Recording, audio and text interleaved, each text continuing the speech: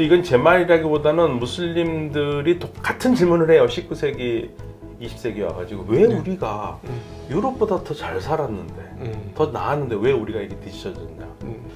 빅이라고 하는 사람은 뭐라고 그러냐면요, 이슬람에는 마틴 루터가 없어서 그렇다. 네탄야후를 믿어서는 안 되는 거죠. 네탄야후 앞에서는 희망이라는 건 없어요. 네. 그러니까 네탄야후는 어떻게 해서든지 팔레스타인 사람들 다 없애려고 그래요.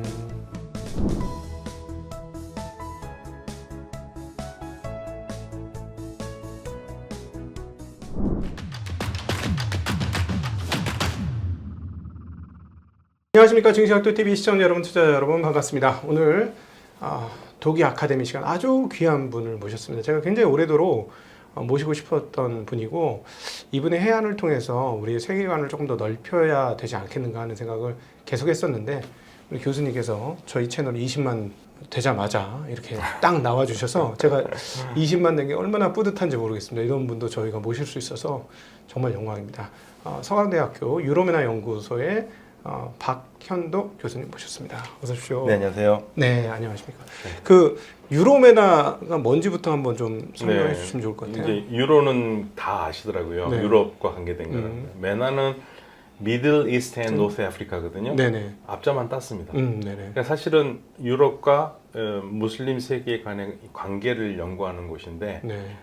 무슬림 세계 중동 북아프리카잖아요.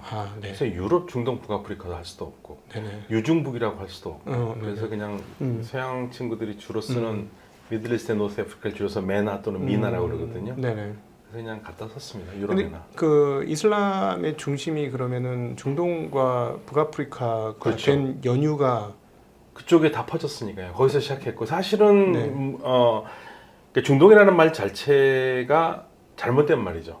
그거는 미국 역사관에 의한 유럽이 네. 봤을 때 그런 네네. 거고, 근데 이거를 구체적으로 바꿀 수 있는 말이 참 마땅치가 않아요. 네네. 그래서 이 마샬 지에스 허지슨이라고 저희가 이슬람 역사하는 사람들 가장 존경하는 학자인데, 이분은 뭐라고 그러냐면 나일강에서 아무다르에강까지 네네. 이 지역이 역사적 문화적인 연속성이 있다. 네네. 그래서 나일 투 옥수스 리버라고 그랬거든요. 나일 투 옥수스 리전이라고 그랬습니다. 네. 아무다리아는 서양에서 옥수스 강이라고 그러니까요. 네. 나일 투 옥수스 리전이라고 그러는데 그걸 또 쓰기도 어렵고. 그래서 중동, 북아프리카, 그리고 사실은 중동에서 더 확장되는 곳이 확대 중동이라고 얘기하는 파키스탄도 들어가고 아프가니스탄도 들어가고 중앙아시아도 들어가야 되잖아요. 네네네. 이거를 다 포함할 수 있는 말은 없고, 그래서 네. 보통 우리가 흔히 부르는 중동에다가 북아프리카는 네. 표시는 해줘야겠다. 중동 북아프리카를 네. 많이 쓰죠. 오늘 아주 기초적인 질문들을 많이 드릴 예정인데요. 그러니까 사실은 마호메치 거기서부터 시작을 했기 때문에 중동에서부터 이렇게 점차 퍼져나간 곳이다, 이렇게 그렇죠. 봐야 되는 네, 거죠. 아랍 지역에서 시작했고, 네. 아랍 지역에서 퍼져나갔죠. 제일 먼저 이제 이란 지역으로 퍼져나갔고, 네. 점차 이제 중앙아시아 쪽으로 올라갔죠. 네. 네. 그러면은 이제 마호메하고 메카는 그 무덤이 메카입니까? 아니요, 메카는 무함마드가 태어난 곳은 메카에서 태어났고 거기서 종교적인 활동을 했는데 네. 그 배척을 받아요. 그래서 메디나로 올라가거든요. 네. 메디나하고 메카의 거리는 우리의 서울 부산 거리인데, 네. 그러니까 부산은 아래에 있잖아요, 서울 네, 아래. 네. 여기는 메카보다 위쪽에 있는 게 메디나예요. 메디나. 북쪽. 네, 거기 네. 400km 정도. 거기에서 사실은 실질적으로 모든 예언자로서 활동을 했고 거기서 묻혔죠. 네. 거기서 죽고 묻혔습니다. 네네. 그러니까 사실은 근데 굉장히 빠른 속도로 이슬람이 번창하지 않습니까? 네, 네. 그 당시에 뭐 이제 7세기 정도, 7세기입니다. 네, 7세기 정도 수준이지만 사실은 뭐 그 전에 기독교도 있었고, 네. 그러니까 그때는 이제 카톨릭으로 있었겠죠. 뭐 그런 게 되겠습니다만은 굉장히 빠른 속도로 이렇게 진전이 된 게 기독교 문화와 어떤 측면에서 비슷함과 다른 게 있었는지도 좀 궁금합니다. 그 중동 지역에서는 가장 오래된 그리스도교가 있죠. 네. 로마 카톨릭이라고 하기에는 어려운 중동 교회가 있습니다. 네. 그러니까 사실은 이제 카톨릭과 정교회가 크게 나눠지는데 이제 이 둘이 강력한 힘을 얻으면서 주류처럼 활동을 하는데, 실질적으로 교회가 시작된 건 중동에서 제일 먼저 시작돼요. 네. 지금의 팔레스타인 지역이 제일 먼저 네네. 시작되고. 그래서 지금 중동이라고 하는 지역에서 교회는 소위 말해서 우리나라의 서양 중심의 신앙인들이 보기에는 이단이라고 얘기를 하죠. 근데 이단 절대 이단은 아니고요. 거기가 원조니까 원래는. 그렇죠. 초창기에 생각이 달라져서. 네. 예배하는 방식은 거의 똑같거든요. 근데 네. 생각이 달라서 신학적인 교리가 약간 다른 거지. 사람들의 예배나 뭐 똑같은 하느님 믿고 예수를 중요시 생각하는 건 다 똑같거든요. 아 그러면 그게 혹시 삼위일체 관련해 가지고 갈라진 겁니까? 그러니까 삼위일체 교리를 안 받아들이는 건 아닌데 네네.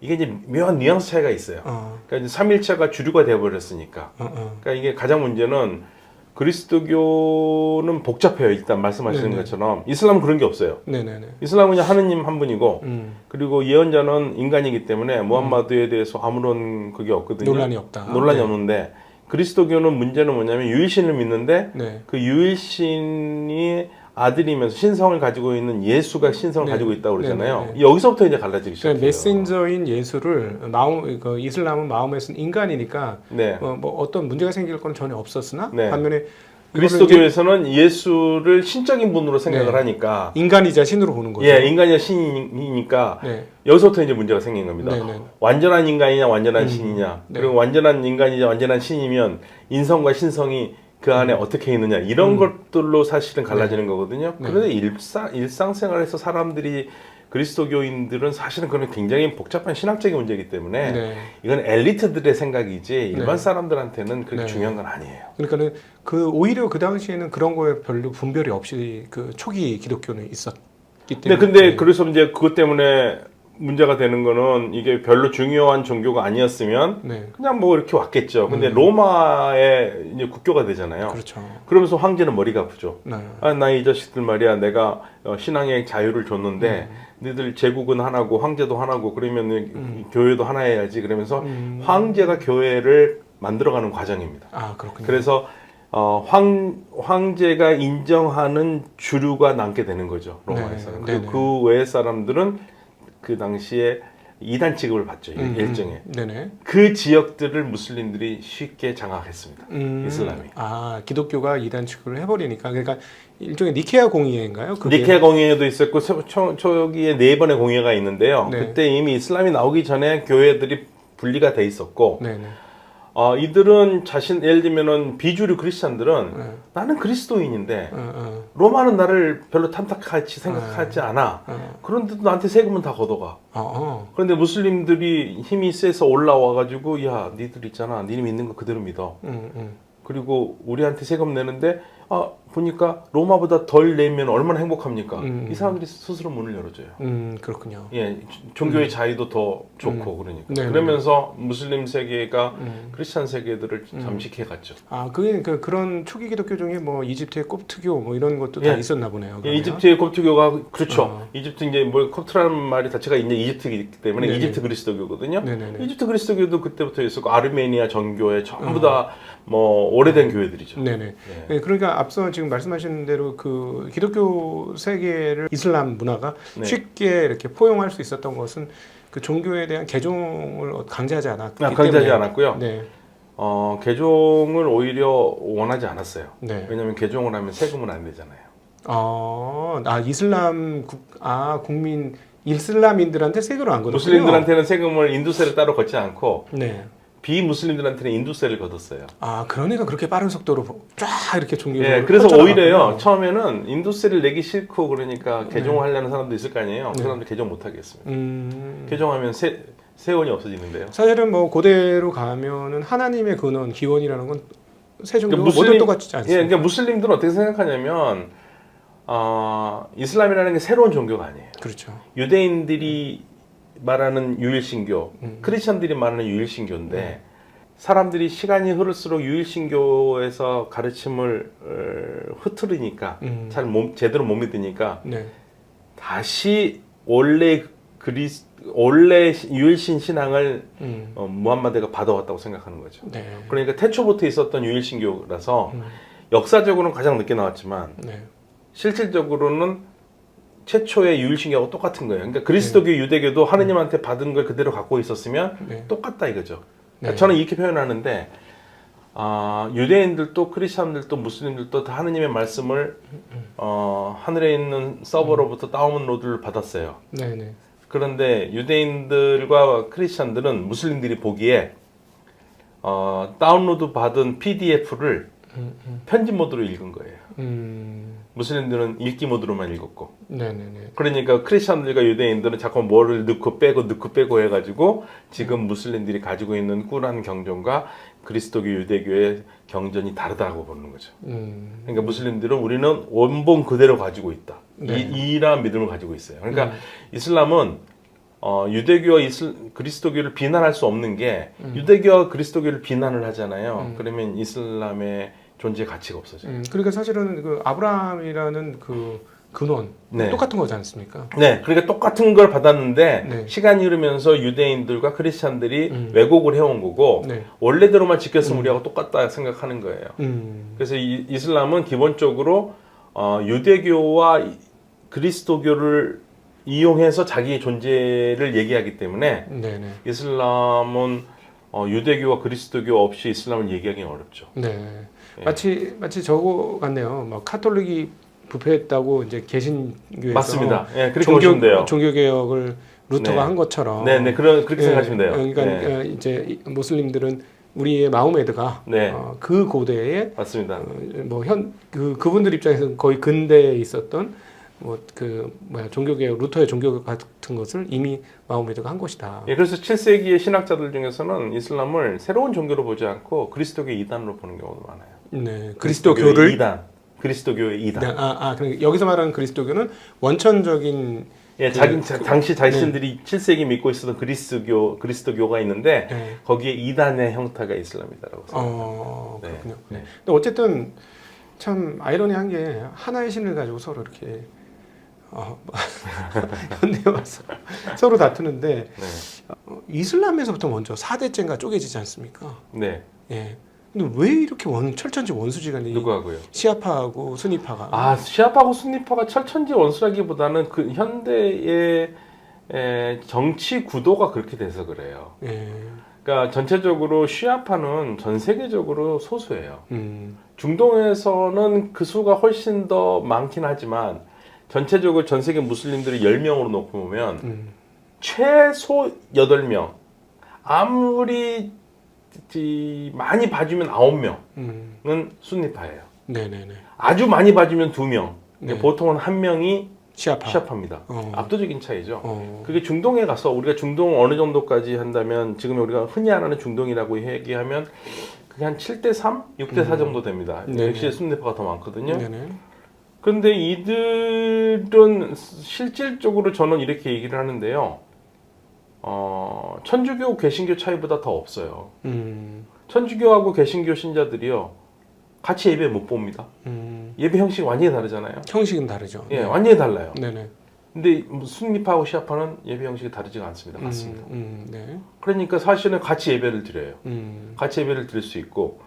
그런데 뭐 어디서 차이가 나냐면 1979년에 이란이 이슬람 혁명을 하면서 네. 이게 이란에 대한 반발이 마치 순니파와 시아파의 차이점으로 자꾸만 오해가 되는데 네. 실질적으로 이슬람주의자들, 소위 말해서 이슬람 원리주의자들이라는 사람들은 이거 그 차이를 크게 보지 않습니다.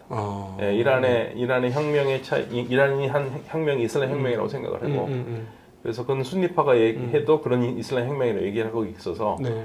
지금 어떤 면에서 정치적인 측면에서 이거를 자꾸만 순니파, 시아파의 싸움으로 자꾸만 얘기를 하죠.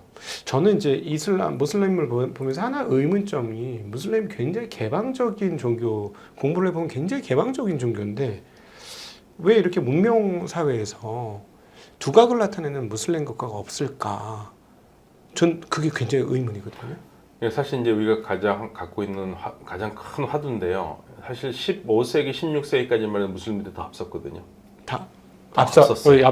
네, 생각보다 훨씬 앞섰습니다. 네. 우리가 지금 쓰고 있는 많은 의료기기도 다 무슬림들이 다 만든 거예요. 네. 그래서 서양이 근세 이전까지 의과대학에서 썼던 교과서가 이븐 시나라는 무슬림 의학자의 책을 그대로 갖다 썼어요. 어마어마하게 앞선 문화인데 네. 왜 이렇게 됐을까?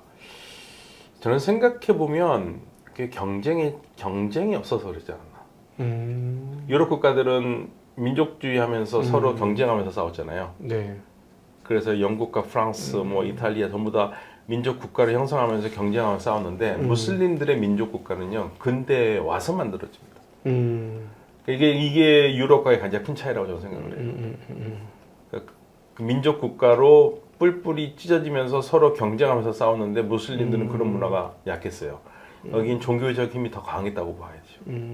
이건 제 말이라기보다는 무슬림들이 같은 질문을 해요. 19세기, 20세기 와가지고 왜 우리가 유럽보다 더 잘 살았는데, 더 나았는데 왜 우리가 이렇게 뒤처졌냐. 이랬었을 때 빅이라고 하는 사람은 뭐라고 그러냐면요. 이슬람에는 마틴 루터가 없어서 그렇다. 네. 이슬람에 우리 마틴 루터가 필요하다고. 예, 그러한 계획이 없었다. 네. 서양 애들은 그 계획이, 그리스도교 개혁이 있어서 이게 발전할 수 있었는데 우리는 그런 게 없었다. 이게 이 자체적인 얘기입니다. 근데 그 마틴 루터는 그 당시에 종교 부패가 너무 심했기 때문에 그러니까 사실 성당에 모든 부가 집중되고 사람이 죽을 때 천당 가기 위해서, 천국 가기 위해서 부자들이 가지고 있던 재산을 몽땅 팔았고 성당에다 맡기고 이러다 보니까 엄청 부에 집중되면서 어떤 타락의 근원이 된 거 아니겠습니까? 근데 무슬림은 그런 게 있었나? 무슬림들은 그러한 부패는 없었어요. 그러니까 발전 안 하는, 뒤집어 엎을 일이 없는 거 아니었을까요? 그렇죠. 그것도 있지만 네. 무슬림들은 스스로가, 그러니까 근대 개혁가들이 우리도 마틴 루터와 같은 종교 개혁자가 필요하다고 얘기를 했어요.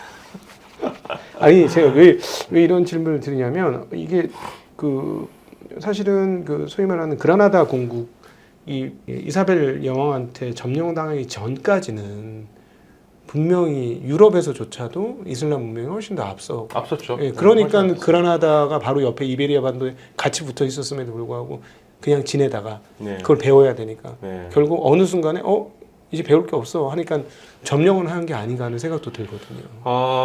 그게 사실은 무슬림 이슬람 종교가 굉장히 포용적이거든요. 네네. 그러니까 포용적이니까 모든 것을 다 받아들이는데 굉장히 능력이 있는 네. 그런 공간이 있었는데 그러다 보니까 서로의 차이에 대해서 얘기를 못했던 게 아닌가. 그러니까 예를 들면은요, 무슬림 역사를 보면은 어떠한 특징이 있냐면 소수의 군사 엘리트가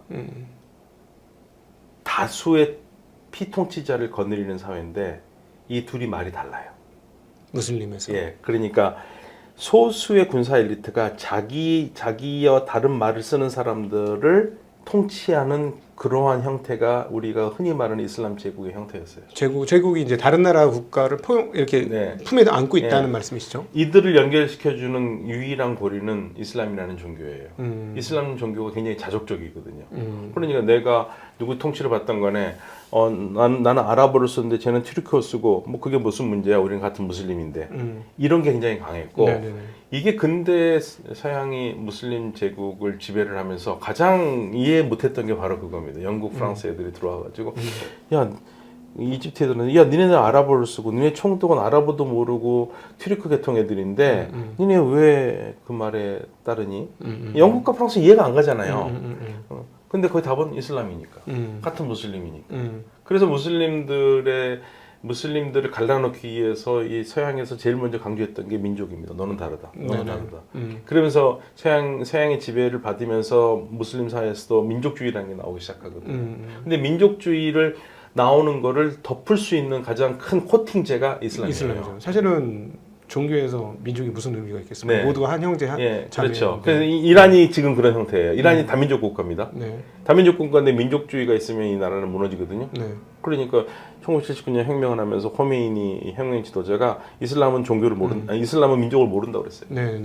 예, 그러니까 이게 어떤 면에서 민족이 경쟁을 하면은 이쪽 지역도 그 어떤 민족이 이슬람으로 발전을 할 수 있었을 가능성이 있었을 텐데 그러한 공간이 너무 없지 않았나 서양에 비해서는. 그리고 그만큼 종교가 더 중요한 위치를 서양보다 더 차지했다. 서양은 세속적인 게 있어서 발전을 했는데 그럼 세속적인 게 있기 때문에 서양에서는 금융이 발전하잖아요. 그렇죠. 이슬람은 종교가 있으면 금융이 발전하기가 어렵죠. 네, 그렇죠. 이자를 받으면 안 되는. 이자를 받으면 안 되니까. 네. 먼저 편법을 해서 하긴 하지만 아무래도 자유롭지는 못하죠. 그러니까 이 부분이 최근에 이제 아프리카 쪽에서의 무슬림이 증가하는 핵심적인 이유인 것 같고, 말씀하신 대로 종교가 자족적이다라는 표현을 이제 다르게 표현하면 여기 이 종교가 무슬람이 이렇게까지 이제 확대하는 이유 중에 하나를 이제 분석하시는 분들은 여기 말씀하신 대로 포용적이고 여기서 말하는 포용적이라는 건 그냥 뭐 포용적인 게 아니고 실제로 가난하고 어려운 사람들을 많이 돕는 네. 맞습니다. 그게 이제 종교적 강령 아닙니까? 근데 그리스도교보다 훨씬 더 공동체 의식이 강해요. 네. 저는 그리스도교 한국에서 그리스도가 굉장히 강한데 그리스도교가 과연 무슬림들보다 공동체 의식이 강한 저는 절대 아니라고 보거든요. 네. 그러니까 이미 교회는 부자들의 교회가 돼버렸어요. 네. 근데 무슬림들은 가난한 사람을 위한 모스크가 됩니다. umma라고 하는데 네. umma라고 하는데 실질적으로 무슬림들은 형제가 굉장히 강하고요. 네. 특히 1년에 한 달씩 가난한 사람들을 생각하면서 단식을 한다는 거 이거 보통 일은 아니거든요. 그렇죠. 그 저녁 해가 떨어졌을 때만 밥을 먹는 거죠. 네. 네. 근데 그런 의식이 굉장히 강하고 네. 여기서 무슬림 사회가 그 서양보다 훨씬 빠르게 법인이 발전합니다. 와크프라고 그래가지고요. 네. 그 무슬림 역사에서는요. 제가 $10,000,000를 가지고 있다고 그러면 제가 죽을 때 제 아들한테 $10,000,000를 다 죽었다 깨나도 줄 수가 없어요. 왜요? 그게 상속이 안 돼요. 상속. 법상. 그게 될 수가 없어요. 그래서 이 돈이 잘잘 다 쪼개져요.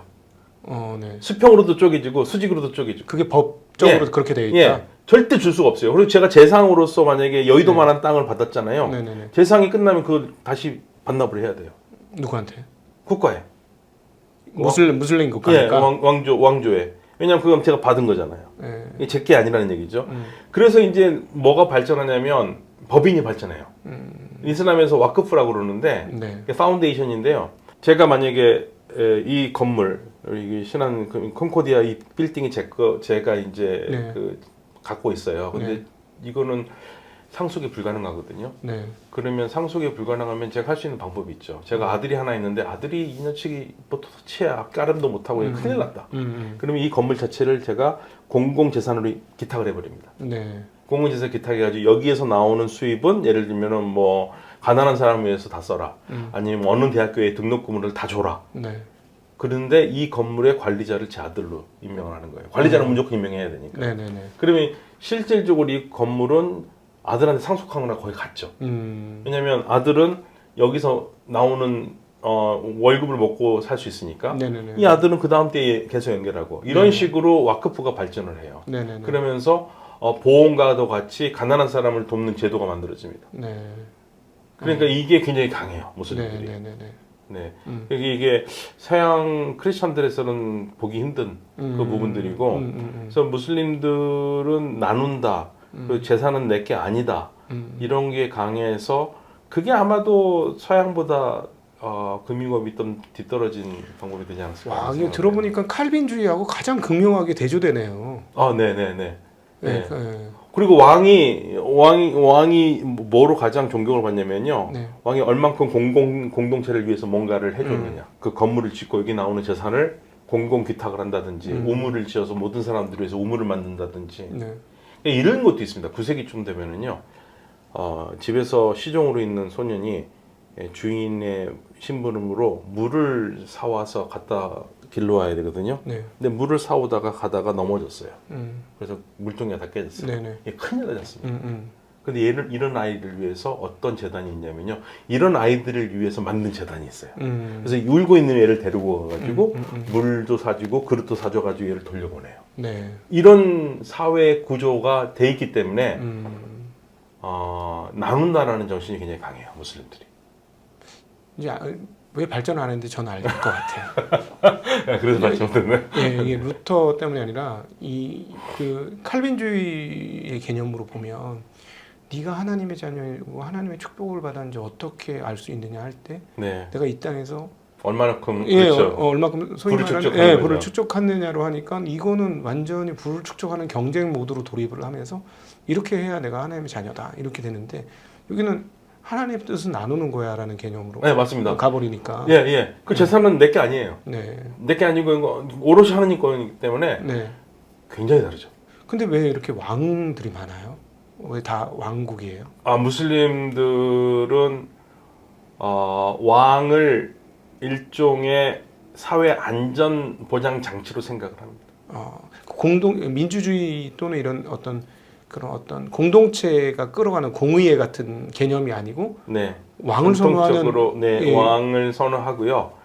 그리고 아까도 제가 말씀드렸듯이 군사적 엘리트들이 군사 엘리트, 네. 군사 엘리트들을 지도자로 잘 받아들여요. 그러다 보니까 아마 이제 연세가 있는 분들은 구독자 중에서 사담 후세인 아시는 분들이 있을 거예요. 네네. 이라크의 지도자였죠. 네네. 근데 사담 후세인이 항상 군복을 입고 나왔습니다. 군복을 그렇죠. 입고 총 들고 나왔죠. 네네. 군대 간 적이 없어요. 군대 간 적이 없어요. 예. 네. 그게 이 중동의 군인 우선 문화를 보여줘요. 근데 왜 이렇게 종교성이 강할까요? 저는 너무 신기해요. 왜냐면 현대 사회니까 네. 어떤 소비와 그다음 뭐 향락도 있지만 신이 죽은 사회라고 표현해도 과언이 아닐 정도로 과거처럼 신이 필요한 사회가 아니라 신이 없이도 살 수 있을 것 같은 게 현대 사회잖아요. 근데 어떻게 이런 종교성을 그대로 유지할까? 그건 너무 신기하거든요. 저는. 아무래도 세속화, 서구화가 우리보다는 덜 됐기 때문에 네. 우리는 서속화, 서구화를 너무 당연스럽게 받아들이는데 네. 이쪽은 아직 그렇게까지는 가지는 않습니다. 그렇군요. 예, 그리고 그걸 또 제일 두려워해요. 네. 종교를 가진 사람들이. 네. 근데 하나 거기 자주 그분들 친구도 많으시고 자주 가보셨고 공부도 하셨고 궁금한데 사람들의 행복도는 어떤? 행복하죠. 네, 불만 별로 많지 않습니다. 네. 예, 물론 국가에 대한 불만이 있지만 우리한테 말 못하는 거는 있죠. 위험하니까. 아. 예, 잘못하면 제가 듣고 뭔 짓을 할지도 모르고. 예. 전체 국가는 아니지만 약간 그런 게 있는 거네요. 이 모든 국가들이 거의 예외 없이 언론의 자유가 그렇게 보장된 나라가 거의 없어요. 그러니까 우리가 알자지라 방송이 있으니까 알자지라 방송이 굉장히 자유스럽게 보도를 하는 것 같지만 네. 알자지라 방송이 있는 카타르 내에서는 언론의 자유가 그렇게 많지 않습니다. 왕실에 대해서 얘기 안 합니다. 그렇군요. 각 나라들마다 권력자에 대해서 얘기 안 해요. 그래서 그 권력자들이 얘기 안 하고 그 다음에 권력자들한테 얘기를 못하는 이유가 많은 부분에 통제를 하기 때문에. 그러니까 사우디아라비아에서 모하마드 빈 살만 욕 못합니다. 예, 그렇기 때문에 모든 나라들이 거의 예외 없이 권위주의적 전통이 굉장히 강하고요. 민주주의 전통이 그래도 자리 많이 잡고 있는 나라로 친다면 튀니지가 가장 앞서죠. 네. 예. 그 외의 국가들은 대체적으로는 권위주의가 민주주의를 다 압도해요. 네. 그래서 민주주의 바라보기 우리가 생각하는 민주주의가 되긴 어렵죠. 근데도 잘 돌아가는 거 보면 한국 사람 입장에서는 참 이해하기가 쉽진 않은 것 같아요. 그렇죠. 세상에 불평이 제일 많은 나라가 대한민국 아닐까요? 우리나라하고 네. 제일 비슷한 나라가 이란이에요. 아 그래요? 이란도 불평 엄청 많습니다. 시위는 많은 걸로 알고 있습니다. 시위도 많고 불평도 많고요. 네. 이란 국민들은 우리 한국 국민과 똑같이 정부를 좋게 하는 사람이 생각하는 사람 하나도 없어요. 예. 네. 그런데도 우리보다는 이제 통제가 훨씬 강하기 때문에 네. 거기는 이제 말을 잘못하면 잡혀가기도 하고 그러니까 그게 싫으면 이제 외국으로 다 떠나는 거죠. 네, 예. 근데 네. 불평 불만은 제가 봤을 때는 무슬림 문화권에서는 이란 그리고 아시아에서는 한국. 네. 예. 거의 두 나라는 거의 세계적 수준일 거예요. 그렇군요. 예, 불평 불만이 많은 국민들로는. 네. 네. 네. 그러니까 발전의 가능성이 있죠. 이란이 오히려. 예, 그러니까 불평 불만이 많다는 것은 역으로 하면은 발전 가능성이 있는 거죠. 현재 안주를 못하는 거예요. 예, 안주를 못하니까 절대 안주 못하죠. 네네네. 최근에 이제 많이 압박이 풀린 거죠, 이란이 그 제재들이. 아니요, 근데 제재는 여전히 있는데 네. 미국이 이제 조금씩 놔주고 있죠. 네. 근데 이제 미국 대통령이 바뀌어 버리면 또 어떻게 될지 모릅니다. 트럼프가 되면 어떻게 될지 그렇죠. 모릅니다. 네, 그렇죠. 오늘 제가 너무 기초적인 질문이지만 궁금한 점을 많이 여쭤봤어요. 근데 네. 사실은 요즘 그 유튜브 나오시면 이제 주로 하는 얘기들은 또 다른 영역의 얘기시잖아요. 네. 그래서 이제 전반부는 이렇게 그 근원적인 궁금증들에 대해서 왜 여쭤봤냐면 한국 분들이 무슬림에 대한 오해가 너무 많은 것 같아요.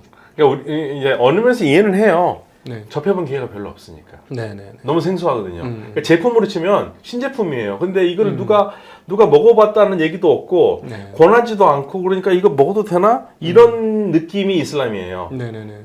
그리스도교는 사람들이 많이 접해봤기 때문에 이거는 흔히 사람들이 많이 하는 거야. 그러니까 제품으로 치면 네네. 흔히 잘 알고 있는 건데 이슬람 이거는 뭐지? 이런 게 있어서 그래요. 네. 우리하고 접촉해보지 못했고 더군다나 우리는 사실은 저는 이제 수업 시간에 이런 말 많이 하는데 우리는 바나나다. 겉과 속이 다르다. 겉에는 아시안이지만 속은 이미 서양이다. 더 서양일지도 모른다. 이 얘기를 많이 하잖아요. 네네. 그렇기 때문에 우리는 모든 생각 같은 거를 주로 우리 입장에 산다고 그러지만 부지불식간에 서양적인 사회 방식을 많이 받아들였고 네. 특별히 그 외국 외신들을 거의 다 한글로 번역해서 받아들이잖아요. 네네. 영어로 읽는 거 똑같잖아요. 그러다 보니까 자연스럽게 그 외신 속에 있는 이슬람에 대한 부정적인 생각들이 자연스럽게 우리 안에 녹아 있습니다.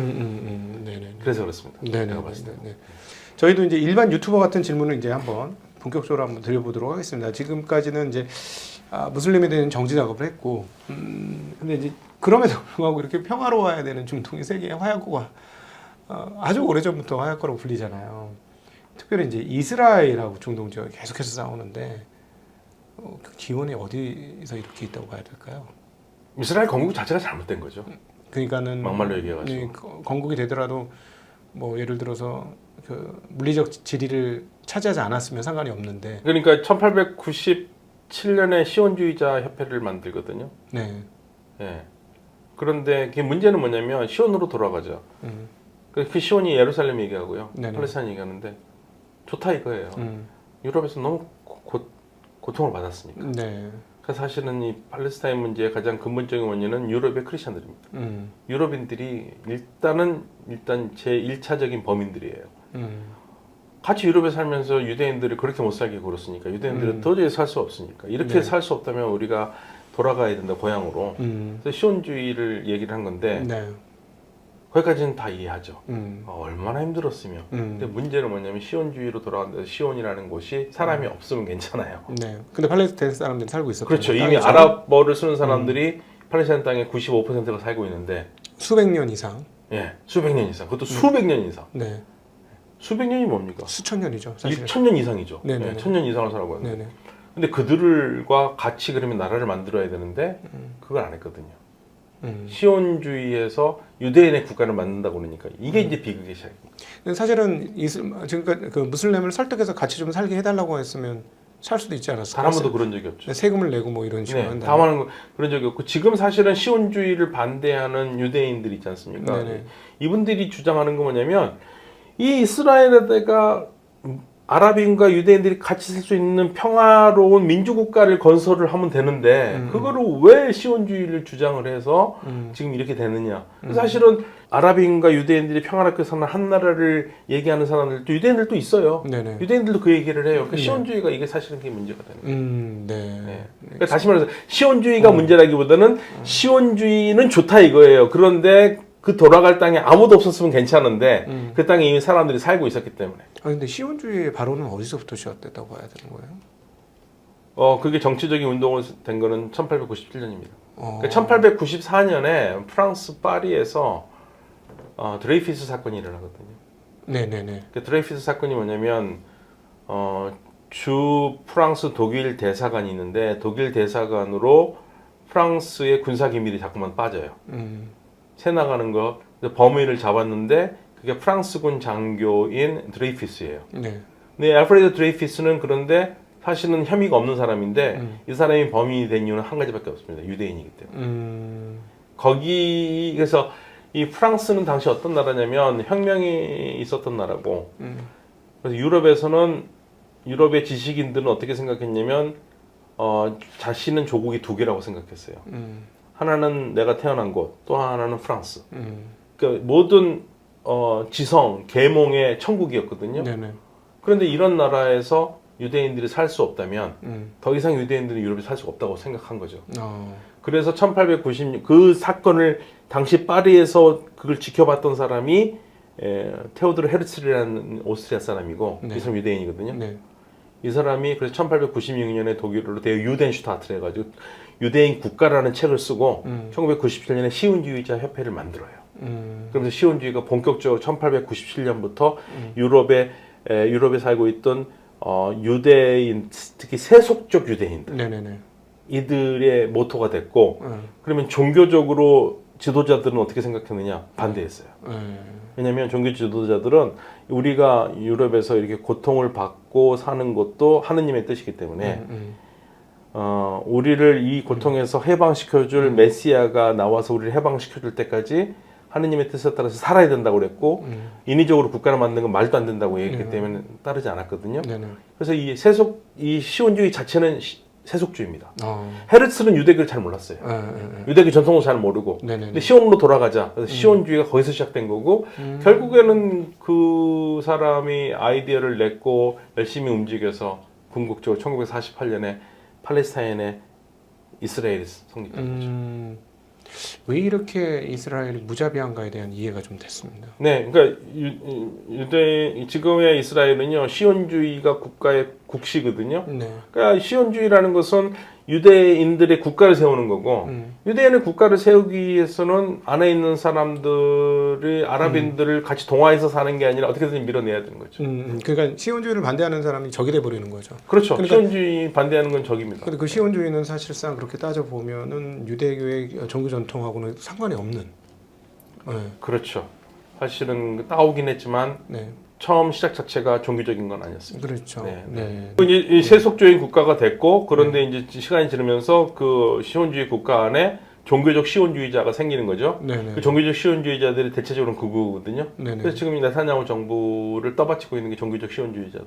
그러면 지금의 극단적인 이유도 종교성을 가졌기 때문에 그 극단성이 나오니까 이해가 네, 종교적인 극단적인 자들도 있습니다. 예. 네, 맞습니다. 그러니까 저렇게 어떤 뭐 종교라고 하면 우리가 무슬림에서 살펴봤듯이 어떤 종교든지 네. 사실은 뭐 평화, 사랑, 자비, 은혜 뭐 이런 것들이 주요 종교 사상의 그래서 근본인데. 사실은 이스라엘 내에서도 하레츠의 주필이기도 한 기드온 레비 같은 아주 제가 굉장히 좋아하는 이스라엘의 언론인이거든요. 네. 이 사람 얘기도 그 얘기입니다. 시온주의를 폐기해야 된다는 얘기예요. 이스라엘은 하나의 민주 국가로서 아랍인과 유대인들이 같이 살 수 있는 국가를 만들어야 된다. 이 얘기를 하고 있는 건데 네. 이분의 얘기는 굉장히 멋있는데 이 사람 의견을 따르는 사람은 아주 극소수예요. 극소수예요. 극소수예요. 네네. 그러면은 유대인 시온주의자의 규모가 훨씬 더 크다. 아유, 뭐 압도적이죠. 네. 그렇군요. 그러니까 제가 이렇게 여쭤본 거는 지금 언론에 잘 나오지도 않는데 얼핏 나왔는데 가자 지구 사망자가 3만 명이라는 게 한 달 전 소식이에요. 4만 명이 넘었습니다. 4만 명이 넘었고요. 그리고 그 중에서 아이들이 15,000명이에요. 그러니까 완전히 지옥이 열린 거지 네, 않습니까? 가자 주민의 2%가 죽었습니다. 네. 어마어마한 겁니다. 이게 우리의 2%면 어디죠? 우리나라가 5천만 따지면 우리는 100만 명이 죽은 거죠. 100만 명이 목숨을 잃은 거예요. 네. 말도 안 되는 겁니다. 예. 그러니까 이렇게 되면 또 100만 우리나라도 뭐 이런 얘기 꺼내서 굉장히 불편하긴 합니다만은 40년 전에 5.18 광주항쟁 또 한 70년 전에 제주 4.3 항쟁 뭐 이런 것들이 있었는데 그때 한이 아직까지 이어지는 거잖아요. 네. 두 세대를 걸쳐 한 세대 두 세대를 걸쳐서까지도 그 한이 있는데 저렇게 되면은 거기 가자지구에 있었던 팔레스타인들은 목숨을 걸어놓고 그렇죠. 계속 싸우겠다는 그러니까 뭐 네타냐후 총리에 대해서 엄중하게 그 타이르는 말이 지금 당신은 하마스를 소탕하겠다고 그러는데 소탕이 되겠니? 지금 보이는 하마스는 다 죽일 수 있겠지. 그렇지만 고아들 이들이 미래의 하마스다. 엄청나게 많은 고아들이 생겼어요. 1,000명, 2,000명 이상이에요. 그럼 걔네들이 나중에 뭘 보고 자랐습니까? 반드시 이스라엘에 복수하겠다는 생각을 할 거 아닙니까? 네네네. 예, 그게 나중에 하마스죠. 네. 이것도 결국은 극단적 그 시온주의 그렇죠. 그 발생한 사건이다. 네. 사실 하마스가 선제 공격한 것 때문에 죽어도 싸다고 얘기를 많이 해요. 네. 선제 공격한 게 나쁘다고 생각을 한다면 뭐 그거는 충분히 이해는 가요. 네. 먼저 하지 말았어야지. 그런데 만약에 이스라엘이 가자에 있는 사람들에게 아무것도 하지 않고 잘 대해줬는데 공격을 했다면 이해가 말도 안 되는 일이라고 우리가 뭐 욕을 할 수 있겠지만 사실 이스라엘이 가자지구 주민들을 대하는 태도는 자유가 아니었거든요.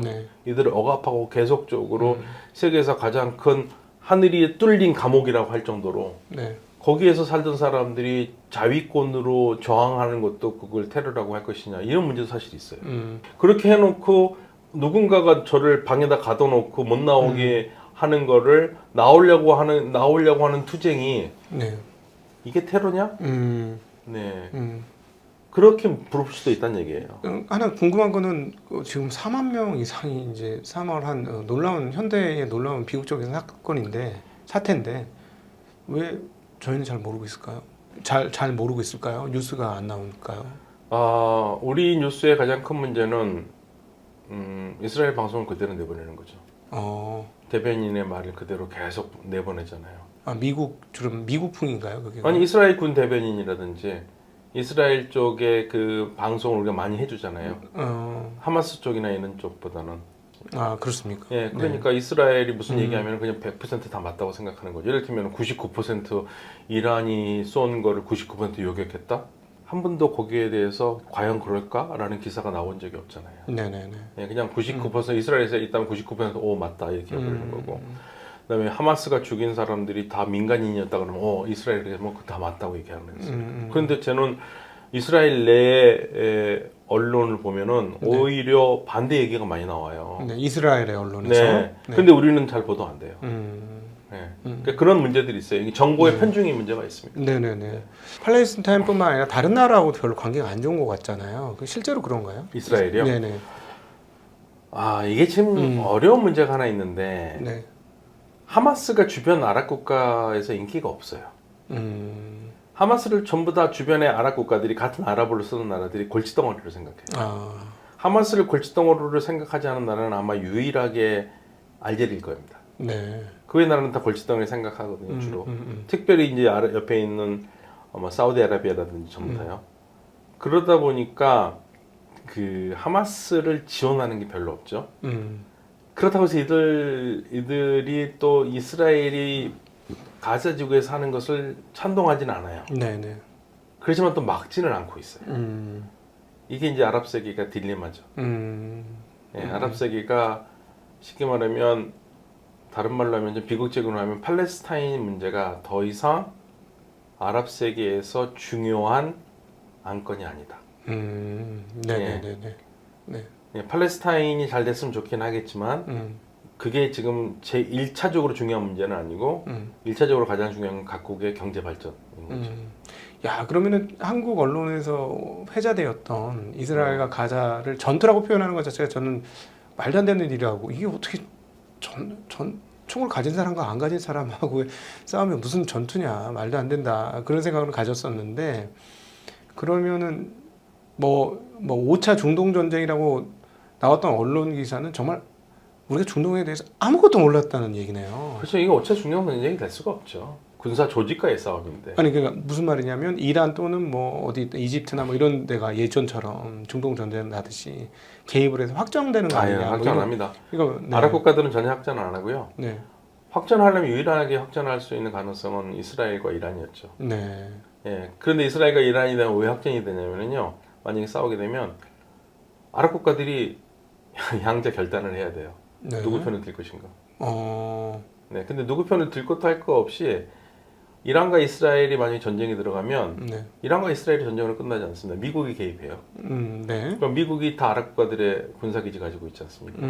네. 그럼 아랍 국가들은 원하지 않다 하더라도 미국이 거기에 있는 아랍 국가들에 있는 군사기지를 이용해서 이란을 때리면 이란으로서는 네 아랍 국가들 니네들 뜻은 아닌 거 알고 있어. 그냥 미국이 쏜 거 그냥 알아 나 이해해 이렇게 하겠습니까? 똑같이 이란도 아랍 국가들에 대해서 날릴 거 아닙니까? 네네. 그럼 이게 불바다가 되는 거죠. 그럼 확정이 될 수밖에 없어요. 근데 그렇지 않고서는 확정되기는 어렵죠.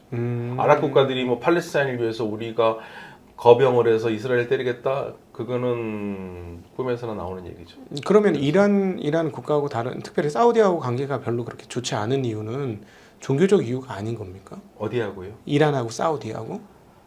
엄밀히 따지면은요. 그러니까 1979년에 혁명이 나기 전까지 이란과 사우디아라비아는 친미 국가였습니다. 네. 사우디아라비아는 왕정 국가고 이란은 왕정 국가고 둘 다 왕정이었어요. 예. 그런데 미국은 이란을 더 좋아했습니다. 왜냐하면 이란은 미국의 프로그램에 따라서 세속화 정책을 했던 거고. 네. 사우디아라비아는 종교 국가는 아닌데 종교를 앞에 내세워서 사람들을 통치를 하고 있었죠. 네. 예, 종교의 힘으로. 네, 이란은 히잡도 그 당시에는 안 썼었죠. 안 썼죠. 네. 예. 그러니까 미국이 봤었을 때는 사우디는 소위 말해 깝깝한 나라지만 이란은 마음이 확 트인 나라니까 이란을 좋아했죠. 그런데 그 이란이 반미로 돌아섰어요. 네. 그러면서 반미로 돌아서면서 왕정이 공화정으로 바뀌었고 세속이 이슬람으로 바뀌는 겁니다. 네. 이슬람 공화정이 됐고 그리고 공화정이 된 다음에 나만 잘 이슬람으로 국가를 다스리면 된다고 했으면 옆에 나라가 뭐라고 그러겠어요. 옆에 나라들을 다 비판을 한 거죠. 이란이. 사우디 니네도 잘못된 나라다 이거예요. 니네도 제대로 된 이슬람도 믿지 않으면서 니네들은 무슨 이슬람이냐. 주변 나라들 다 그렇게 해놓으니까 주변 국가들은 깜짝 놀란 거죠. 왜 그랬을까요?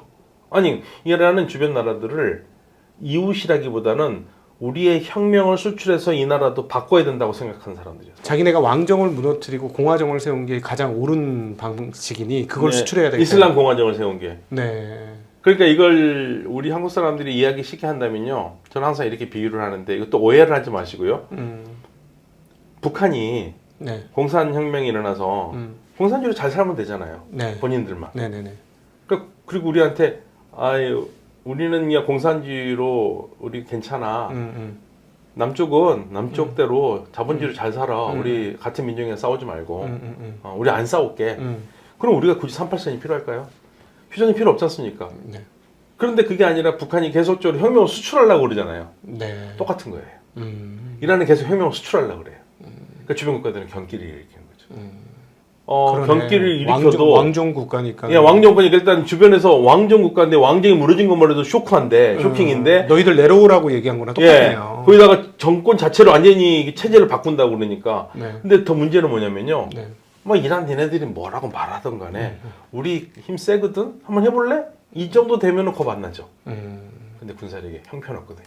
아, 이 왕정 국가들이 전부 다 아랍 국가들이 형편이 없어요. 네. 그러니까 이란이 무서울 수밖에 없어요. 그게 정확하게 근데 이란은 왜 이렇게 혁명 수비대나 이렇게 군사력이 세다고 소문이 나 있습니까? 왜 실제로 셉니까? 실제로 세죠. 왜 왜냐면 네. 일단 세속 왕정 때부터 군사력이 강했어요. 어. 그리고 모든 군인들이 자국민이에요. 이해가 안 가시죠? 네. 우리나라 당연히 우리 군대는 다 우리 한국 사람이잖아요. 네. 이란도 다 자기 군대는 다 이란 사람들이에요. 네네. 근데 아랍 국가들은요. 용병이에요? 용병이 많아요. 자국민으로 징병이 없어요. 네. 거기에는 여러 가지 이유가 있을 수 있는데 한 가지 이유를 말씀드리면 네. 군대가 커지면 아, 왕정이 뒤집힐 수 있다. 그렇죠. 예, 군사 세력이 세져가지고 군사혁명이 일어나면 우리의 위치가 위험할 수 맞습니다. 있다. 이집트도 네. 왕정에서 쿠데타는 나서 넘어갔죠. 이라크도 그랬죠. 주변에 쿠데타 난 나라들이 많기 때문에 왕정 국가들이 군사 엘리트들을 키우는 거를 굉장히 좋아하지 않았고 그렇겠네요. 그게 계속 그 전통이 되다 보니까 네. 이란과 하늘과 땅 차이가 된 거죠. 아, 저 오늘 교수님 그 뵈면서 제 머리에 이제 지각 변동이 막 지금 엄청나게 지금 머리에 지진이 나는 것 같습니다. 왜냐하면 중동의 이슈는 종교적 이슈라고 생각했는데 종교적 이슈는 하나도 없네요. 지금 들어보니까. 그러니까 종교적 이슈는 이란이 종교를 얘기를 하기 때문에 그런 거고요. 네. 이스라엘 팔레스타인 문제도 종교 문제가 아니에요. 네. 그러니까 이스라엘 팔레스타인 문제도요. 제일 처음에 시작한 것은 시온주의라는 세속주의와 그러니까 유대인들의 민족주의라고 할 수 있죠. 아랍 민족주의가 부딪힌 거예요. 네. 이 당시에 싸웠을 때 종교적으로 싸우자 이런 얘기가 안 나왔어요. 네. 그런데 이걸 패러다임을 바꿔버린 게 이란이에요. 이란은 아랍이 아니잖아요. 네. 낄 자리가 없었기 때문에 이란은 안 꼈거든요. 이란은 페르시아야. 페르시아, 예, 네. 언어도 달라요. 네. 그리고 이란과 이스라엘은 친했어요. 혁명 전에는. 네. 이란의 그 정보 부대를 누가 만들어준 줄 아세요? 아, 그걸 이스라엘이 만든 미국과 이스라엘이 만들어줬어요. 미국의 CIA와 네. 이스라엘의 모사드가 만들어준 겁니다. 예. 훈련 다 시켰어요. 네. 정보 교류했었죠. 미사일 교류했었죠. 그다음에 이란 석유를 이스라엘로 팔아서 유럽으로 갔거든요. 대사관도 있었고. 예, 그렇게 했던 나라예요. 네. 그런데 혁명이 난 다음에 완전히 반대가 되면서 아랍과 이스라엘의 싸움이 이제는 이란이 끼어들면서 이슬람이 종교와 시온주의 싸움이 돼버린 거예요. 이스라엘에서도 머리가 아픈 거고 네. 아랍 국가들도 이건 뭐지? 이렇게 된 거죠. 사실은 종교의 탈을 쓴 세속주의의 싸움이네요. 아니요. 이란은 심각하게 종교를 앞세요. 아. 예, 그런데 아랍 국가들은 그게 불편하죠. 네. 예, 그러니까 이슬람이라는 종교를 가지고 아랍 세계를 다 흔들어 버려요. 그 전까지는 사우디아라비아가 메카 메디나에 있기 때문에 세계 무슬림들한테는 지도적인 국가의 이미지가 있었는데 와 이란이 강력하게 이슬람을 나오면서 이슬람의 이름으로 팔레스타인 문제를 얘기하고 그러니까 당연히 이 이란의 영향력도 커질 수밖에 없죠. 아 그러니까 다른 나라도 맞아 저기 팔레스타인 저건 맞는 말이지. 팔레스타인 이렇게 고통받고 사람들이 죽어가는데 네. 무슬림으로서 우리가 가만히 있으면 안 돼. 예. 이걸 이제 이슬람이 자꾸 일깨운다는 얘기죠. 그렇죠. 일깨우는 거죠. 그러니까 사우디아라비아나 아랍 국가들은 머리가 아프죠. 주도권을 이란이 갖고 가니까요. 근데 왜 갑자기 그 반미가 됐어요? 왕정에서 너무 사람들이 이렇게 수탈했기 때문에 그랬을까요? 아니요, 사실은요. 이란이 1978년 이쯤 되면은 혁명이 날 수밖에 없는 빈부차가 생기기 시작해요. 우리가 경제 발전하다 보면은 네. 처음부터 모두가 다 평등하게 잘 사는 과정이 네. 없잖아요. 네. 빈부차가 확 나고 그다음에 그 좁히는 과정이잖아요. 네네. 그게 $2,000 정도 됐을 때입니다. 네. 국민소득이. 네네. 그게 혁명 포인트라고 얘기를 많이 하는데 $2,000 정도 되니까 빈부차가 나죠. 네. 관리들은 콩코드 비행기를 타고 점심을 파리에서 먹고 올 수 있는 과장되게 얘기하면. 네. 그런데 이란에서는 아직까지 가난한 사람들도 많이 있고. 이 빈부차가 나오기 시작하니까. 그러니까 무슬림을 앞설 수 있었군요. 우리 네. 이런 어떤 이거는 하나님 뜻이 아니고 예. 우리 평등하게 살고 모두가 잘 살아야 되는데 저들은 예. 이슬람 정신을 잃은 왕정들이고 그렇죠. 자기 뱃속만 채우는 사람들이니 이걸 그렇죠. 엎어야 된다 해서 이슬람 혁명을 예. 한 거네요. 그래서 억압받는 자. 예. 이란 혁명의 구호가 억압받는 자 해방입니다. 예. 누가 억압하느냐? 왕이 억압한다. 어떻게? 미국의 도움을 받고 이스라엘의 도움으로 나라를 이상하게 만들면서 그 여자들을 시켜 헐벗고 굶주리게 만든다 이거죠. 그러니까 미니스커트에다가 히잡도 안 쓰고 말도 안 되는 짓을 이거를 세속화 이름으로 하고 있고 그러니까 이것도 다 걸리는 거죠. 남미하고 비슷하네요. 그 구조는. 남미의 그렇죠. 쿠바나 이런. 네 맞습니다. 네. 같은 네. 영향권인데 네. 그런데 이란은 항상 그 얘기를 하죠. 그런데 우리는 이슬람을 포기할 수 없기 때문에 네. 남미의 좌파 혁명과는 다르다는 거예요. 그러니까 이란이 제일 싫어하는 건 역시 세속주의자와 함께 공산주의자입니다. 그렇군요. 네. 네. 근데 더 재밌는 거는요. 이란과 미국이 원수가 된 것 같지 않습니까? 네. 실질적으로 미국은 이란의 혁명을 모르는 채 했어요. 왜 그랬을까요? 왜 그랬을까요? 생각해 보십시오. 네. 미국이 냉전 시대잖아요. 네. 미국은요. 제일 중요한 거는 공산주의만 아니면 빨갱이만 잘 잡을 수 있는 놈이면 돼요. 공산주의만 아니면 돼. 예. 그런데 호메이니 같은 경우에는 이슬람이잖아요. 네. 무슬림들이 빨갱이 싫어하는 건 너무 잘 알잖아요. 네. 이거 충분히 잡을 수 있다고 생각하기 때문에 이 혁명 괜찮다고 봤어요. 아, 이게 미국도 프랑스도 호메이니를 그렇게 두려워하지 않았어요. 왜냐하면 얘네들이 빨갱이 잡을 수 있을 겁니다. 그 당시에는 공산주의자들이 제일 무서웠고 소련이라는 나라가 생겼고 세계의 절반이 공산주의로 넘어가고 있었기 때문에 그게 무서웠지. 네. 종교의 어떤 변신은 뭐 그건 별로 그런 생각이 안 했었어요. 그런데 그리고 처음에 혁명 난 다음에 사이 나쁘지 않았습니다. 근데 결정적으로 사이가 나빠진 거는 79년 1월 15일일 거예요. 15일에 그 왕이 더 이상 못 견디고 자리를 비우고 망명길을 떠나거든요. 네. 사실 망명이 아니라 자기는 다시 얼마 있다가 돌아올 수 있을 거라고 생각했어요. 근데 못 돌아왔죠. 그러면 혁명한 사람들은 전리품이 뭐겠습니까? 왕이죠. 네. 왕을 잡아와야죠. 네. 잡아오지는 못하더라도 왕이 미국으로 가면 안 돼요. 그 못 잡으니까. 미국으로 가서는 절대 안 되는 거예요. 네. 근데 미국이 어쩔 수 없이 이 왕을 받아들여요. 그러면서 터진 게 네, 이제 대충 이해가 됩니다. 대사관. 우리 대사관에서 이제 그 인질 사건. 그게 거기서 나온 겁니다.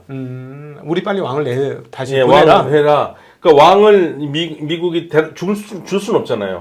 근데 받아들이지는 말아야 되고 미국도 안 받아들이려고 그랬었어요. 네. 예, 근데 어쩔 수 없이 받게 됐고 그게 결국 대사관 사건이에요. 그러니까 우리 그 민중과 무슬림의 혁명을 했는데 왜 뒷배를 봐주냐 미국이 이런 개념이었네요. 그게 아니었으면 괜찮았을 거예요. 예, 그러면서 이제 이란에서는 호메이니가 이번 혁명의 악마는 누구냐면 미국이다. 그러면서 반미국가로 그냥 한 순간에. 예, 그 전에도 미국을 반대를 했지만 이게 결정적인 계기가 되죠. 결정적인 계기가 됩니다. 그렇군요. 예. 오늘 말씀을 들으면서 우리가 이해했던 중동이 얼마나 표피적이었고 얼마나 잘못된 것이었는지를. 근데 우리 국민 잘못은 아니에요. 언론에서 하도 뭐 순니 시아 얘기를 하니까. 순니 시아가 사이가 반드시 좋은 건 아니지만 제가 말씀드리지만 순니 시아는 같이 예배를 할 수 있어요. 예배를 할 수 있고 예, 그런데 지금 문제는 순니 시아의 문제가 아니라 사실은 예, 이란의 이슬람 체제와 네. 예, 주변 국가들의 비이슬람 체제, 이란이 봤을 땐 비이슬람 체제 여기에 싸움이 근본에 문제가 있는 거고 네. 거기에는 또 하나 얽힌 얘기 하나가 더 있는데요. 왜 주변 국가들이 이렇게 이란을 싫어했느냐? 왜냐하면 똑같은 시아파가 자기 국가에 있었거든요. 사우디의 15%가 시아파입니다. 네네. 거기에 동조할까봐. 그렇죠. 예. 왜냐하면 평소에 자기네 국가에 있는 시아파들을 잘 대해줬으면 괜찮은데 이 시아파들을 차별했는 그림자 거군요. 취급하고 차별 대우했거든요. 예, 시아파들을 무시하고 니네들은 우리 주류 순니파도 아니고 니네 이슬람 제대로 믿는 것 같지도 않고 예, 그렇게 비판을 했는데 갑자기 바로 옆에 건너편에 시아파 국가가 혁명을 났으니까 자국 내에 있는 15% 시아파들이 독립을 할까 봐 걱정이 된 거죠. 그러면서 정세가 완전히 달라져 버리는 겁니다. 아, 그렇구나. 예. 그러면은 중동 문제의 핵심은 이스라엘대로 지금 가는 거고 네. 이란이네요, 결국. 그렇죠. 결국은 이제 이란을 누가 막을 수 있느냐. 예, 이란 입장에서는 누가 어떻게 이스라엘을 저렇게 끝낼 수 있느냐. 끝낸다는 것은 팔레스타인 그전에는 이란이 완전한 팔레스타인 이스라엘을 다 몰아내고 팔레스타인 국가를 생각을 했는데 이제는 이란도 뭐라고 그러냐면 팔레스타인 사람들이 만족한다면 어떠한 형태의 국가라도 자기는 이란은 오케이라고 그랬어요. 그러니까 지금처럼 땅이 완전히 쪼그라든 상태에서 팔레스타인 국가를 세운다. 근데 팔레스타인 사람들이 그거라도 오케이 한다면 우리 이란도 오케이다. 예, 그래서 이란도 많이 지금 양보를 한 상태거든요. 더 이상 완전하게 이스라엘을 몰아내고 팔레스타인 국가를 세운다는 건 어렵다는 걸 알기 때문에. 네. 예, 그래서 팔레스타인 문제가 해결이 돼야지만이 어느 정도 이스라엘과 이란도 덜 으르렁거리는 조건이 되는 거죠. 근데 네. 팔레스타인 국가가 성립되지 않는다 그러면 이 싸움은 계속될 수밖에 없어요. 근데 지금 분위기 보니까 이스라엘은 뭐 이제는 아예 없애는 방향으로 그냥 네, 가는 것 같은데. 그러니까 네탄야후는요, 단 한 번도 팔레스타인 국가를 세워주겠다고 생각해본 사람이 아닙니다. 네, 네. 애초부터 다 밀어내고 완전하게 이스라엘이라는 나라를 세우기를 원했기 때문에 네네. 네탄야후를 믿어서는 안 되는 거죠. 네탄야후 앞에서는 희망이라는 건 없어요. 네. 그러니까 네탄야후는 어떻게 해서든지 팔레스타인 사람들 다 없애려고 그럴 겁니다. 예. 그게 이제 이스라엘 사람들의 주류들한테 인정을 받는 거고. 그렇죠. 본인의 그 꿈이었고 네. 예, 팔레스타인 사람들과는 같이 할 수 없다라는 거. 예, 네. 완전한 유대 시온주의 국가를 만드는 거고. 그래서 해결책이 몇 가지가 있어요. 그러니까 팔레스타인 문제 해결책은 한 두세 가지가 있는데 첫 번째로는 이건 아주 극단적인 방법입니다. 네. 이스라엘이 팔레스타인 사람들을 다 몰아내버리는 거. 네. 반대로 팔레스타인 사람들이 이스라엘을 다 몰아내버리는 거. 후자는 일단 굉장히 가능하지 않은 네. 것처럼 보이잖아요. 네. 전자는 가능해요. 전자는 다 몰아낼 수 있을 겁니다. 네네네. 한 저렇게 몇 명이죠? 한 2, 300만 됐잖아요. 아유, 500만. 에? 그 작은 땅에 500만이나 있었어요? 네, 500만이 넘어요. 아니, 그러니까 그 가자 지구만 있는 게 아니라 네. 요르단강 서안 지역 있잖아요. 네네네. 거기까지 합치면 500만이 넘죠. 네. 예. 거의 700만 되죠. 그러면은 요르단 서안은 이스라엘 바뀌니까 거기로 다 모아주면 안 되는 거예요? 그런. 요르단강 서안 지역 있잖아요. 네네네. 그게 원래 요르단 땅이었거든요. 네. 그걸 뺏어가지고 67년 전쟁에서 뺏어와가지고 된 거니까. 이스라엘이. 예. 그러니까 저기 팔레스타인 사람들을 다 합치면 지금 이스라엘 전체에서 네. 전체로 하면 유대인들과 그 무슬림 수가 750대 750 같아요. 거의. 아. 예. 네네네네. 그러니까 그 사람들 다 몰아내고 이스라엘 국가를 세운다라는 거는 뭐 지금 봤을 때는 일단 가자는 다 몰아내니까 네. 나머지 몰아내는 것도 뭐 전 세계가 눈을 감고 있는 상태에서 요르단강 서안에도 또 그렇게 할 수도 있겠죠. 와, 이스라엘은 자기네가 당한 거를 남들한테 그대로 베푸는 거네요. 네, 그렇죠. 아, 베푼다는 표현이 아니고 다른 그대로 사람한테 그대로 쏟아붓는 거예요. 쏟아붓는 거죠. 네. 네.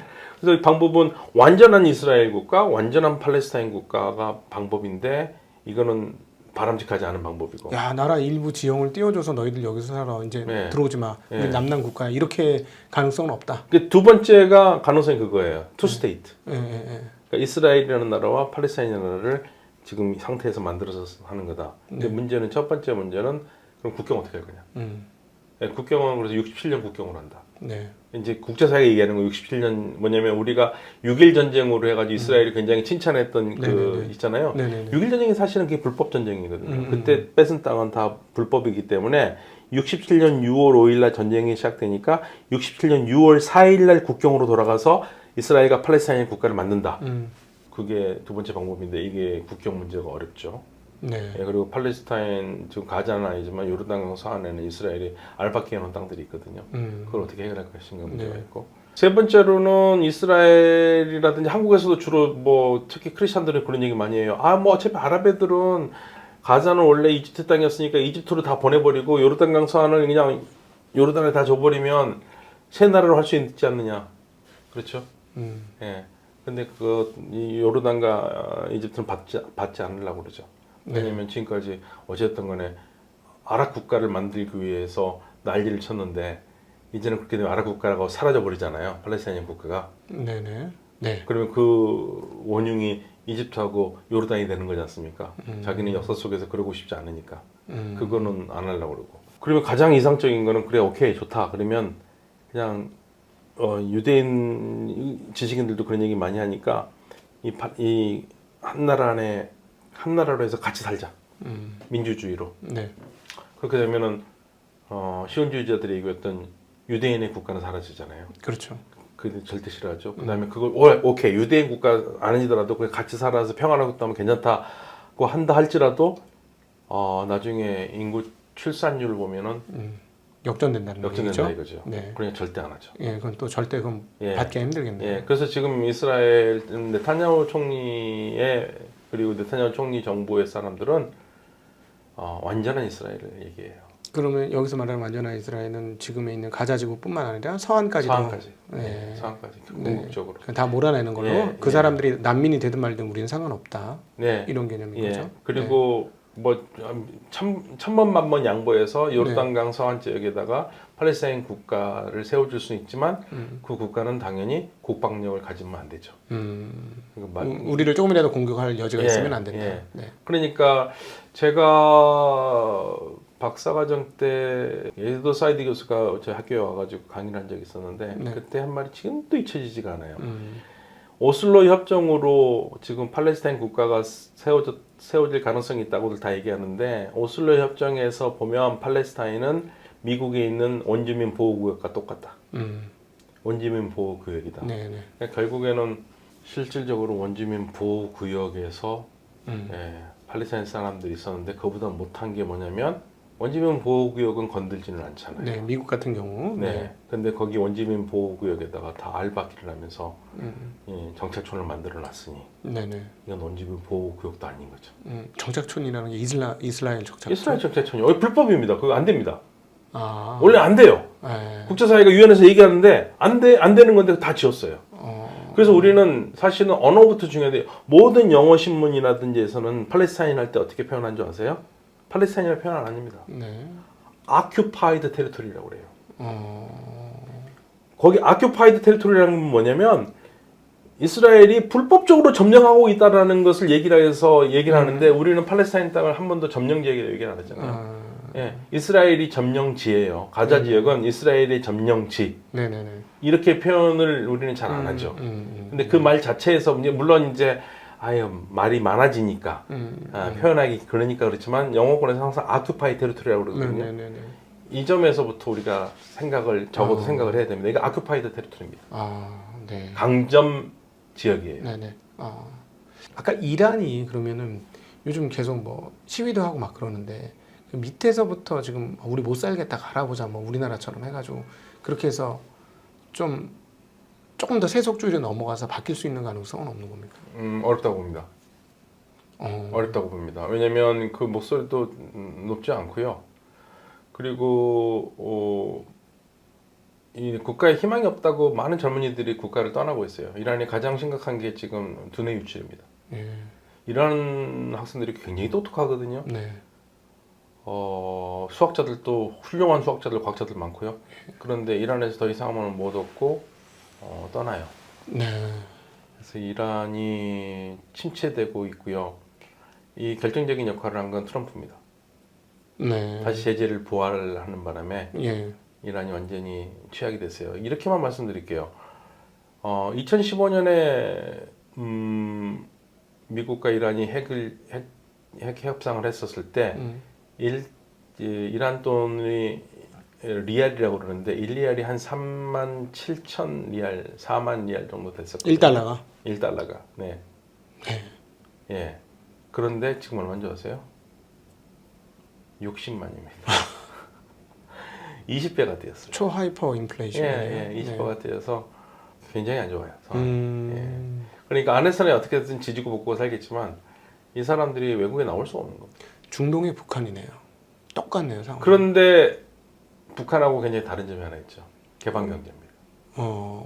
예, 이란의 아니 미국이 막아놨잖아요. 막았는데도 아무튼 외국 이란 자체는 막아서 효과가 있다는 얘기는 외국과 계속 무역을 하면서 사는 나라라는 얘기잖아요. 네네 그렇죠. 이란은 훨씬 더 개방적인 나라예요. 하기야 뭐 원자재가 가장 필요로 원자재 네. 원유가 쭉쭉쭉 나오고. 네, 원유가 있고 가스가 있으니까. 네네네. 그래서 이란은 잠재력이 어마무시한 나라이기 때문에 네. 미국도 이제 다시 고민해야 될 겁니다. 예, 이란을 저렇게까지 코너로 몰아넣고는 중동 지역의 평화는 있긴 어려워요. 계속 딴소리를 할 수 있겠네요. 아 마치 우리가 북한에 대해서 이거 무슨 일이 언제 어떻게 일어나지? 이렇게 걱정하는 거하고 똑같은. 근데 이란은 굉장히 강대국이라서요. 네. 제재를 받아도 버티고 있고 네. 석유가 있고 가스가 있기 때문에 그래서 제가 봤을 때는 가장 좋은 거는 미국도 햇볕 정책을 해야 돼요. 이란에 대해서는. 네네. 그래서 음지에서 양지로 끌어내서 네. 이 중동 지역을 이념이 떠나서 사우디아라비아 그걸 하고 싶어해요. 이란을 포용해서 경제적으로 묶어버리려고 그러는 거예요. 사우디가요? 예, 경제적으로 묶이면 싸울 수가 없어요. 그렇죠. 그렇죠. 돈 네, 때문에라도. 네. 예, 저는 그게 가장 좋은 방법이라 생각합니다. 무기를 녹여서 쟁기를 만들려면 경제적으로 묶어야 되는 거예요. 네. 그래서 이란에도 그렇게 생각하고 있는 사람들도 있기 때문에 네. 이 부분이 해결된다면 중동의 평화는 있을 수 있습니다. 네. 근데 미국이 지금처럼 계속 이란을 밀어붙여가지고는 미국도 좋지 않습니다. 저는 네. 나중에 기회가 있으면 이런 말씀 드리고 싶은데 1997년에 미국의 브레진스키 네. 안보보좌관을 카터 대통령 때 안보보좌관을 지냈던 이분이 아주 멋있는 말을 합니다. 미국의 가장 위협이 뭐냐? 이념이 아니라 미국에 대한 불만으로 세 나라가 뭉치는 거다. 중국, 이란, 러시아. 이들이 뭉치면 반패권 연맹이 될 동맹이 될 것이고 이게 미국의 가장 위험한 시나리오라고 그러는데 미국이 스스로 지금 그렇게 밀어가고 있는 것 같아요. 그렇죠. 지금 분위기가 점차 그렇게 되고 있죠. 네. 그렇습니다.